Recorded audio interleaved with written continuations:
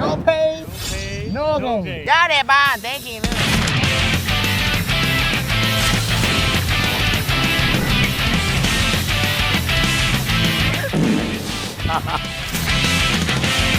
မြဲတဲ့ဒီလို lifestyle နဲ့နေနေအိမ်ကြီးကထွက်လိုက်တာနဲ့ slow ပုံးလေးကိုထည့်ရအောင် balance ကတော့ညင်အောင်ထိန်းရတယ်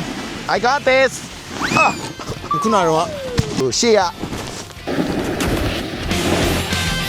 ဆိုရင်မရှိုးလိုက် jumbo တွေပဲမှာတာပြီးတော့ဒါကတော့ရှေ့ပြန်လေးဘယ်လိုလေးလှုပ်လဲဆိုတော့ကျွန်တော်ပြောပြမယ်မိုင်လေးကိုင်နေအစီးရင်းနဲ့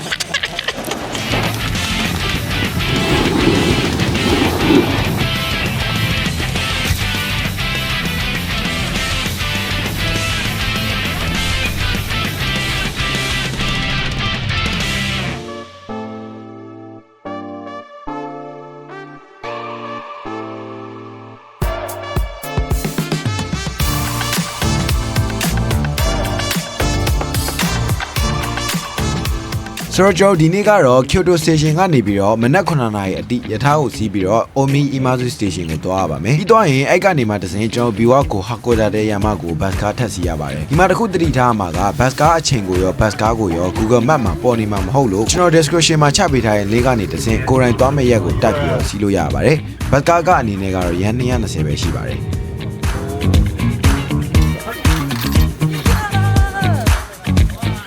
ကျွန်တော်တို့အခုကတော့ Biwako Hakodate ရမကိုရောက်ပြီပဲဖြစ်ပါတယ် Look at this damn bro brother တို့ဒီ Kyoto Osaka ဝင်းကျင်သူတွေလာကြတဲ့ဒီရှိကကောင်မဟုတ်ဖ ೇನೆ ဒီကောင်ကတော့ပူကောင်းတယ်ပေါ့နော် bus car ဘာညာဆိုလဲ Google Map ကရှာလို့မရတဲ့ပုံစံပေါ့နော် tower ဘာညာနဲ့တေချာကြည့်ပြီးတော့မှသွားလို့ရတဲ့ကောင်ပါဒါလည်း Biwako ပဲဒါမဲ့ပို့ပြီးတော့ဝေးတဲ့အနေထားလေးပေါ့နော်ရှိကဘက်ကဟာထက်တော့ကောင်းပါတယ်ရောက်တာနဲ့ကျွန်တော်တို့ bus stop နဲ့မျက်နှာချင်းဆိုင်ကလက်မှတ်ယုံမှာလက်မှတ်ဝယ်လို့ရပါတယ်ကျွန်တော်တို့ကဘာပစ္စည်းမှမပါတာဖြစ်တဲ့အတွက်အကုန်လုံးဆက်လိုက်ငါပါမယ်ကျောင်းသားဆိုရင်တော့ကပ်ပြလိုက်ရင် short ဈေးရပါတယ် damn bro ကျွန်တော်အခုဆိုရင် ticket ရလာပြီဖြစ်ပါတယ်တောင်ပေါ်တက်ဖို့တဲ့ table ကားနဲ့တောင်းပါပဲဖြစ်ပါတယ် damn bro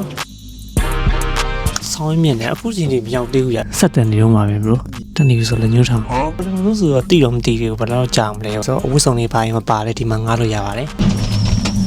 oh shit oh ဆောင်းလောက်တယ်နော်ကျွန်တော်တို့ခုဆိုရောက်ပါပြီဗျာ oh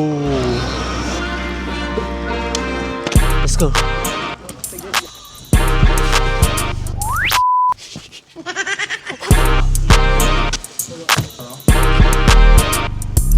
အဝစားလဲပြီပြန်တွေ့ပါမယ်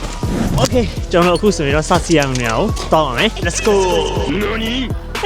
ခဏတော့တားကြီးရောဘယ်လိုမှမသိစိတ်နေကြမဟုတ်လားနည်းနည်းကြက်တယ်ခံလိုက်ရဒါပေမဲ့ပင်ဝင်းလေးရှော့သွားပြီပင်ဝင်းလေးကြောက်လို့နေကြ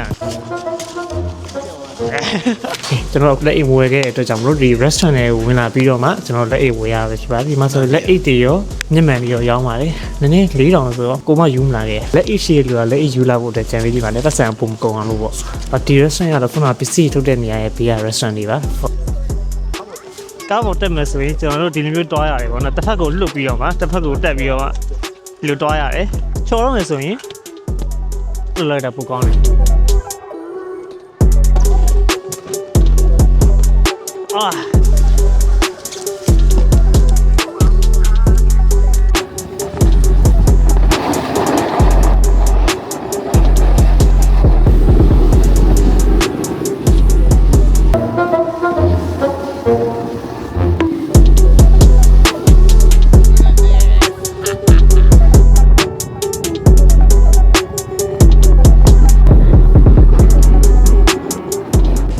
practice တွေလုပ်ပြီးတော့အခုတော်တော်ကျွမ်းသွားပြီဘယ်လို stop လုပ်ရမယ်သိသွားပြီပြီးတော့ဟိုဘက်ကအဲ့ပေါ်တွေတက်နီးတွေပါတယ်ဟုတ်ပြီညံသွားတယ်ချော့ရတယ်တက်တာဆင်းတာတွေခက်တယ်ပေါ့နော်မတက်တဲ့ရင်လည်းအဲ့လို6ကြီးကလိန်ပြီးတော့လို့ကျိုးတယ်လို့မျိုး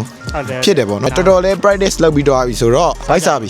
စနစ်ထိုးပြီဆိုတော့ဒီကို10နာရီခွဲရောက်ပြီးတော့အခုစနစ်ခွဲပေါ့နော်စားဖို့သွားကြပါမယ်ပြီးသွားရင်ပြီးတော့ကျုံးကြမယ်လောဆယ်တော့စားဖို့သွားကြမယ် let's go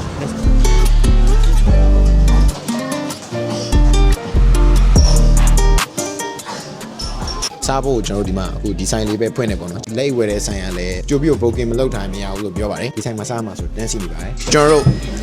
ဆွဲပြီးနေ့လေသာဆွဲပြီးမှ show လိုက် jumbo တွေပဲမှာထားတာ only jumbo ramen ပေါ့နော်ခောက်ဆွဲမှာလာတယ်ဒါတော့စက်တင်နေခောက်ဆွဲဒါကတော့ထမင်းကြော်ရဖြစ်ပါတယ်ပြီးတော့ဒါကတော့ damn bro ဆွဲမယ်ဘိုက်တွေလည်းစားနေပြီ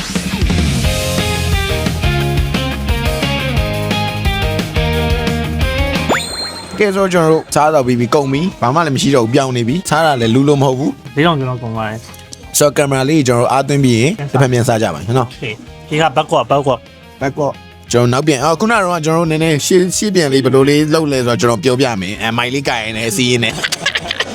ထားတော့နားပြီးတော့ပြန်တွေ့မယ်ဘိုင်ဘိုင်ပြန်တို့မယ်ဒီရတော့မှာ ကျတော့ဝီစီရမှာနော်အဲ့မှာကောင်းဒီပေါ်မှာတွေ့မြဲတဲ့ဒီ lifestyle ပဲနေနေတယ်ဟုတ်လားအဲ့ဟုတ်ဒီ lifestyle လိုလေးအိမ်က အိန္ဒိယထွက်တဲ့ကလည်း store ပုံးလေးကိုထည့်ရအောင်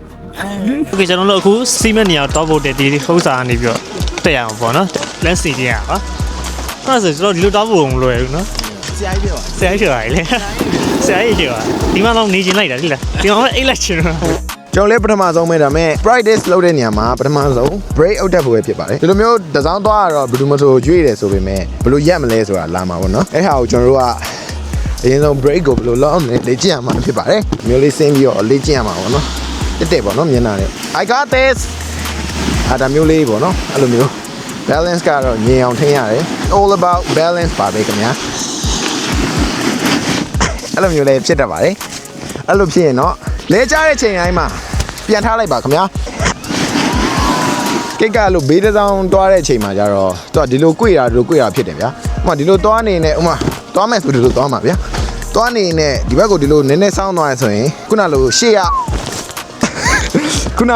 လို့ break out တဲ့နီးနဲ့ဆရာဒီလေနဲ့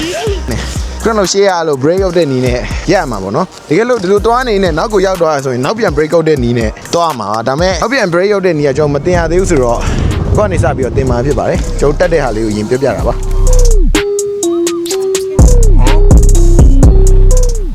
No pain, no gain. Dale, pa, déjeme. Fuck it, kill me, enemy, drop it, fuck it, it's a nation, I should never seen. Suck up my dick, bitches in the suck up my dick. Pockets on late, shout out to thirst, cause of the cutting. Look at it, how to shut on it. And I lost it, you need me. Try to shot it, was a little in your pocket, it, but now the children, it's killing it. Say there's a penny one day, try to some money, shang yang, and it down it. And I'm to die on it, I put it in there, but it's shocking your dog. Was it a shape or is it like? Was it ready to just go and go? Walking on this pay, got the candy guard, just pay. Shutting out that, she don't want to touch the whole car. ကဲအဲ့ဆိုတော့ကျွန်တော်တို့ဘက်ကော့လေးနဲ့နည်းရောက်သွားပြီဆိုတော့ဒီနေ့တော်တော်ပြီးသွားပါပြီ။ဒီလိုဆုံးကအခုလည်းပိတ်သွားပါပြီ။စကား53ဆိုတော့အခုကျွန်တော်တို့အုံစားလေးပြီးအမြန်လေးပြန်လိုက်ပါအောင်မယ်။ကျွန်တော်တို့ပစ္စည်းတွေကိုဒါပြန်လာပေးရတယ်ဖြစ်ပါတယ်။အင်ဂျီရောနဲ့ဒီရော skateboard တွေရောအကုန်လုံးပြန်လာပေးရတယ်ဖြစ်ပါတယ်။ ကဲအားလုံးပဲဆုံးဖြတ်ကြည့်ပေးကြတဲ့အတွက်ကျေးဇူးအများကြီးတင်ပါတယ်ဒီဗီဒီယိုလေးကိုကြိုက်တယ်ဆိုရင် like button လေးကို တိတ်ပေးချဖို့လည်းတောင်းဆိုကြပါတယ် နောက်တစ်ကြည့်ချင်တဲ့ဗီဒီယိုပုံစံလေးတွေရှိလဲ comment မှာမှန်းခဲ့ပေးလို့ရပြီးတော့ ဟုတ်ပါ subscribe လုပ်ပြီးတော့ကြောက်ပြောချင်ပါတယ်ခင်ဗျာကျွန်တော် 5 cent မှာတနိုင်လောအားကမြင်မြင်နဲ့အချိန်ပိုင်းလှုပ်လှုပ်ချင်တဲ့ဆိုရင်တော့ description မှာချပေးထားတဲ့ link ကနေတဆင့် reservation လုပ်လို့ရပါတယ် ဒီ line ကောင့်လေးမှာ interview reservation လုပ်နည်းနဲ့အလုံးနဲ့ပတ်သက်တဲ့အကြောင်းအရာတွေအများကြီးကိုတင်ပေးသွားမှာဖြစ်ပါတယ်ခင်ဗျာအားလုံးပဲ စုံလင်ကြည့်ပေးကြတဲ့အတွက်ကျေးဇူးအများကြီးတင်ပါတယ် နောက်ဗီဒီယိုမှာပြန်လဲ စုံလင်ကြပါမယ်